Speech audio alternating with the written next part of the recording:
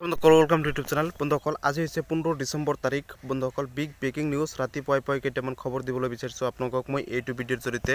যিসকলে প্ৰথমবাৰ ভিজিট কৰিছে চেনেলটো ছাবস্ক্ৰাইব কৰি দিব। এনেকুৱা আপডেট প্ৰতিদিনে পাই থাকিব আৰু অসম চৰকাৰ যিকোনো চাকৰি খবৰ হওক, যিকোনো দৰকাৰী চাকৰি হওক, আপডেট হওক, সকলো আপডেট মোৰ চেনেলটোৰ পৰা পাব। বন্ধুসকল কেইবাটাও আপডেট এইটো 15 ডিচেম্বৰ ৰাতিপুৱাৰ খবৰ পাব বন্ধুসকল।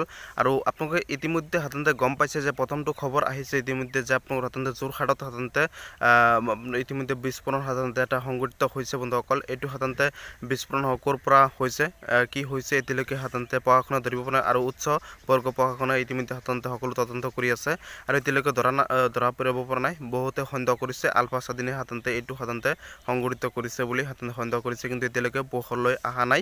এতিয়ালৈকে আলফা স্বাধীনক দুখিত বা দুখ দিব নোৱাৰি। আপোনালোকৰ তাৰপিছত সাধাৰণতে এখন বিগ ব্ৰেকিং নিউজ আহিছে যে অসম চৰকাৰত যে নতুনকৈ আসাম ডাইৰেক্ট ৰিক্ৰুটমেণ্ট নিচিনাকৈ অসমত সাধাৰণতে আসাম গভৰ্ণমেণ্টৰ সাধাৰণতে 400 পদ মুকলি হৈছে ইতিমধ্যে। অসম চৰকাৰৰ সাধাৰণতে 400 পদ ইতিমধ্যে মুকলি হৈছে। 400 পদ ইতিমধ্যে সাধাৰণতে ষ্টাফ নাৰ্ছৰ সাধাৰণতে ছোৱালীৰ বাবে পদ মুকলি হৈছে বন্ধুসকল। আৰু লাষ্ট ডেট আপোনালোকৰ 22 সাধাৰণতে ডিচেম্বৰ তাৰিখ লাষ্ট ডেট। আপোনালোকে যদি এপ্লাই কৰা নাই এতিয়ালৈকে কৰি লওক, আৰু যদি এপ্লাই কৰিছে পৰীক্ষাটো অতি সোনকালে দিব পাৰিব আৰু DME পৰীক্ষাৰ লগত একেলগে পৰীক্ষা হ'ব। বিগ ব্ৰেকিং নিউজ ভিডিঅ'টো অনেক শ্বেয়াৰ কৰি দিব, চেনেলটো ছাবস্ক্ৰাইব কৰি দিব। আৰু 3 নম্বৰ আপডেটখন আহিছে বন্ধুসকল। 3 নম্বৰ আপডেটখন এইটো ৰাতিপুৱাই 15 ডিচেম্বৰ তাৰিখে 3 নম্বৰ আপডেটটো হৈছে মুখ্যমন্ত্ৰী ডাঙৰীয়াই ইতিমধ্যে জনাইছে যে আগন্তুক দিনত লোকসভা ইলেকশ্যন যিটো হ'ব গোটেই ভাৰতবৰ্ষ মিলি সাধাৰণতে মোটামুটি সাধাৰণতে 385খন চিট সাধাৰণতে তেওঁলোকে সাধাৰণতে পাই কিনে তেওঁলোকে সাধাৰণতে নৰেন্দ্ৰ মোদী ডাঙৰীয়াক সাধাৰণতে প্ৰধানমন্ত্ৰী বনাব বুলি আশ্বাস প্ৰদান কৰিছে মুখ্যমন্ত্ৰী ডাঙৰীয়াই। আৰু আকৌ সাধাৰণতে মোদী চৰকাৰ হ'ব বুলি যিটো দৌ সেইটো ইতিমধ্যে বাজি গৈছে। আৰু আপোনালোকক সাধাৰণতে এইটো ইতিমধ্যে লোকসভা ইলেকশ্যনো চমু চাপি আহিছে আৰু আপোনালোকৰ সাধাৰণতে ইতিমধ্যে মুখ্যমন্ত্ৰী ডাঙৰীয়াই বৃহৎ ঘোষণা এখন কৰিছে ৰাজনীতিকৰ ওপৰত। বন্ধুসকল 4 নম্বৰ আপডেটখন আপোনালোকক মই বিগ ব্ৰেকিং নিউজ আপোনালোকৰ 4 নম্বৰ আপডেটখন আপোনালোকক মই এইটো ভিডিঅ'ৰ জৰিয়তে এতিয়া জনাই দিম যে 4 নম্বৰ আপডেটখন হৈছে ইতিমধ্যে কেইবাখনো সাধাৰণতে যে আপোনালোকৰ সাধাৰণতে চক্ৰ বিষয়া আপোনালোকৰ সাধাৰণতে দালালেৰে ভৰপূৰ হৈ পৰিছে। যে চক্ৰ বিষয়া সাধাৰণতে যিবোৰ এইবোৰ দালালেৰে ভৰপূৰ হৈ গৈছে, সেইবাবে অসম চৰকাৰে ইতিমধ্যে বাৰকৈ অনুৰোধ কৰিছে যে দালালবোৰ সাধাৰণতে অফিচৰ পৰা গুচাব লাগে, দালালবোৰ অফিচৰ পৰা গ্ৰেপ্তাৰ কৰি সকলোবোৰ জেললৈ প্ৰেৰণ কৰিব লাগে। ইতিমধ্যে গোৱালপাৰা সাধাৰণতে এখন পোহৰলৈ আহিছে যে এখন চক্ৰ বিষয়াত ইতিমধ্যে দালালে ভৰপূৰ হৈ গৈছে আৰু যাতে অসমত কোনো এনেকুৱা কাম যাতে নকৰে।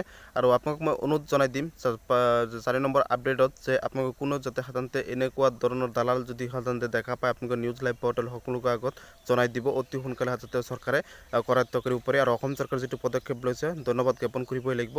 আৰু আপোনালোকৰ 5 নম্বৰ আপডেটখন লৈ আহিম, তাৰ আগতে মই এটা অনুৰোধ জনাই দিম যিসকলে মোৰ চেনেলটোত প্ৰথমবাৰ ভিজিট কৰিছে চেনেলটো ছাবস্ক্ৰাইব কৰি দিব। অসম চৰকাৰৰ প্ৰতিটো খবৰ এনেকুৱা ধৰণৰ আপডেট পাই থাকিব, সকলোক মই অনুৰোধ জনাই দিম চেনেলটো ছাবস্ক্ৰাইব কৰি দিব। লণ্ডনত সাধাৰণতে 5 নম্বৰ আপডেট হৈছে এইটোৱে যে লণ্ডনত জুবিনক লৈ সাধাৰণতে যিসকলে সাধাৰণতে লণ্ডনত সাধাৰণতে জুবিনে আপোনালোকৰ ইতিমধ্যে চিকাৰৰ চিনেমাত ব্যস্ত হৈ আছিল ইমান দিন বন্ধুসকল, ইতিমধ্যে অসমত আহি ভৰি দিছে। আৰু অসমত আহি ভৰি দিয়াৰ পিছতে আপোনালোকক সকলোৱে গমেই পাইছে যে আপোনালোকৰ জুলাই আগষ্ট মাহত আপোনালোকৰ লণ্ডনৰ ছবিখন সাধাৰণতে ছবি গৃহলৈ আহিব ইতিমধ্যে জুবিন গাৰ্গে ঘোষণা কৰিছে। আৰু লণ্ডন ছবিখন বাংলাদেশ, লণ্ডন, তাৰপিছত আপোনালোকৰ ইণ্ডিয়া, অসমৰ যিকোনো বহুত দূৰৰ আপোনাৰ ঠাইৰ সাধাৰণতে মানুহে ইয়াত সাধাৰণতে প্ৰদৰ্শন কৰিছে।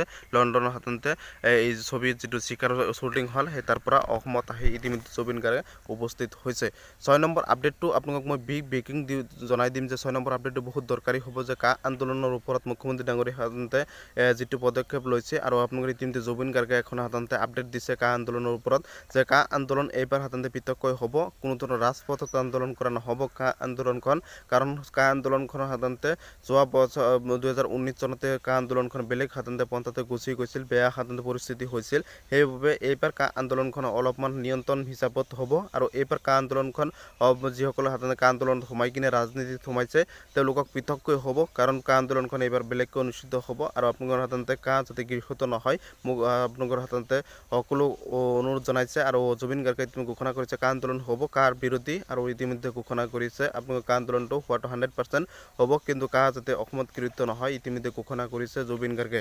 বন্ধুসকল তাৰপিছত আপোনালোকক মই জনাই দিম যে 7খন সাধাৰণতে আপডেটখন ৰাতিপুৱাৰ পৰা 17 ডিচেম্বৰৰ 7 নম্বৰ আপডেটটো হৈছে এইটোৱে যে অসম চৰকাৰৰ যিকোনো চাকৰি আপোনালোকৰ ইতিমধ্যে এপ্লাই চলি আছে অসম চৰকাৰৰ গেট 3 গেট 4 ভেকেঞ্চিত এপ্লাই চলি আছে বন্ধুসকল এই গেট 3 গেট 4 ভেকেঞ্চিত যদি আপোনালোকে এপ্লাই এতিয়ালৈকে কৰা নাই 12600 পদত এপ্লাই মোটামুটি 13000 ওচৰত পদ এপ্লাই চলি আছে যদি এপ্লাই কৰা নাই এপ্লাই কৰি লওক অতি সোনকালে কাৰণ সময় পাৰ হৈ চমু চাপি আহিছে আৰু আপোনালোকৰ এছএছচিটো যদি এপ্লাই কৰিবলৈ গৈছে কেন্দ্ৰীয় চৰকাৰৰ যিটো পদ মুকলি হৈছে এপ্লাই কৰি লওক মই ইতিমধ্যে গেট 3 গেট 4 এপ্লাই কৰিছোঁ আৰু আপোনালোকে গেট ইতিমধ্যে এছএছচি এপ্লাই কৰা নাই অতি সোনকালে কৰিম আৰু আপোনালোকে অতি সোনকালে এপ্লাই কৰি ল'ব আৰু আপোনালোক মই ৰাতিপুৱাই 15 ডিচেম্বৰকে 7টা আপডেট মই প্ৰতিদিনে 7টাকৈ আপডেট মই আপোনালোক মই ভিডিঅ'ৰ জৰিয়তে জনাই দিম ভিডিঅ'টো অনেক শ্বেয়াৰ কৰি দিব চেনেলটো সাবস্ক্ৰাইব কৰি দিব অনুৰোধ জনাইছোঁ আৰু ভিডিঅ'টো লাইক এটা কৰি দিব ধন্যবাদ।